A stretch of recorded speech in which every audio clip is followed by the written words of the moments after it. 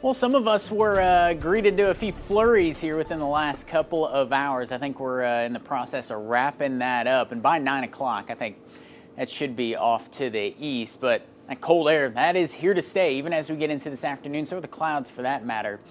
Temperatures topping out in the upper 30s later on this afternoon. About the only impact from this system, you're not feeling it out on the roadways. We're not tracking anything in terms of icy roads, but might see some icy windshields out there, playing on a couple of extra minutes as you step outside. But all of this comes on the heels of that fairly widespread rainfall event we've been tracking into really kind of coming out of Sunday night. We picked up about 3/4 of an inch of rain into Columbia, about a ½ inch of rain in Moberly, over an inch, though, down at Lake of the Ozarks over the last 24 hours. And those temperatures, while they're going to recover as we get into Tuesday, we're in the low 50s, about where we should be this time of year.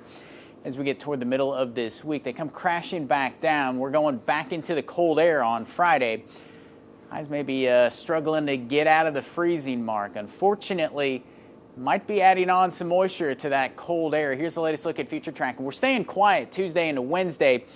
It's Thursday that our next system is going to start to take shape to our west and push on in during the afternoon. I think anything that does fall during the daylight hours on Thursday is going to be in that liquid form for us here in mid-Missouri. We're just going to be a little bit too warm. But notice what happens as we get into the overnight hours. That cold air continues to filter back in.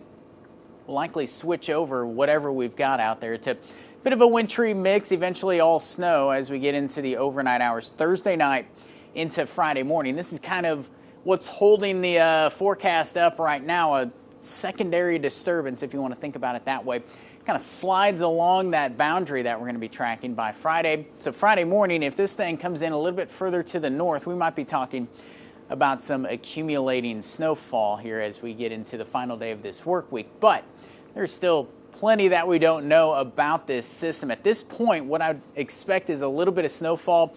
Whether that amounts to something like we saw this morning or it's something meaningful, that part still up in the air in terms of that forecast. There's a lot of differences between some of the newest data that we're looking at even this morning, and I would fairly temper expectations. I wouldn't expect a big snowstorm out of this type of a setup as we go forward. One thing I would expect, though, that cold air, it's going to be making a return. That's a pretty well advertised cool down headed our way as we get into Friday itself. So we're stuck in the low 30s as we close out the end of that work week.